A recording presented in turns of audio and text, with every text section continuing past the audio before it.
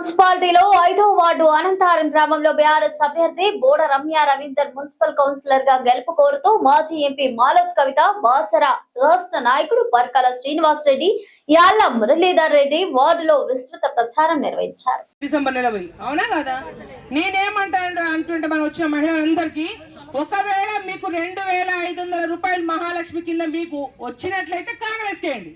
2500 మీకు రాకుంటే రమ్య రవీందర్ కి ఓటేయండి. అంతేనా?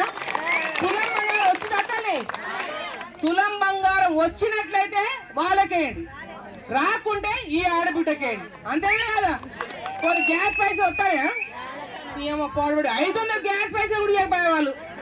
మరి 500 ఇవ్వలేడు మళ్ళీ కదా ఈ అన్నోళ్ళు ఎట్లా కామెంట్ చేస్తారట ఒక్కొక్కరు వీళ్ళు కాదు పరాయిలు ఏమంటారంట ఇక ఆడోళ్ళకి ఏం పర్లేదట ఫ్రీ బస్ అని చెప్పి ఉల్లిగడ్డలకు కరీంనగర్ పోతారు, ఆలుగడ్డలకు నల్గొండ ఎందుకు? అంతేనా కదా?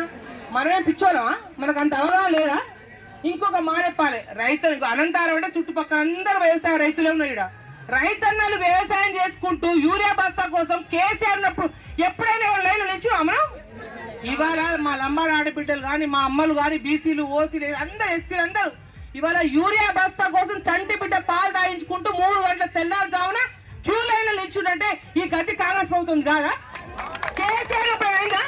నేనే విషయం గుండు పోయినా నేనైతే నెల్లుగురు రోడ్డు మీద కూర్చున్నా యూరియా బస్తా ఇచ్చా కవిలేదు ఏం చెప్పి అంటే యూరియా బస్తా ఇవ్వకపోతే ఎట్లే? మీరు రైతులు కడుపు కొడితే ఎట్లా?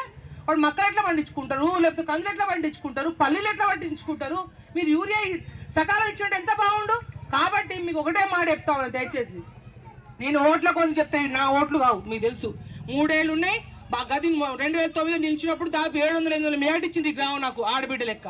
మళ్ళీ దాని తర్వాత రాసే రోజు ఖచ్చితంగా వస్తుంది. కానీ ఎందుకంటే రేపు ఇవాళ సాయంత్రం 5 గంటల వరకే ఉంది. మీరు మర్చిపోకండి, బాలు ఏది ఇచ్చినా తీసుకోండి, ఓటు మాత్రం పేదింటి ఆడబిడ్డ రమ్య ఓటు వేయండి తప్పండి. ఎందుకంటే వాళ్ళు అంటారు వాళ్ళు పెద్ద వాళ్ళమ్మ వాళ్ళు ఎమ్మటి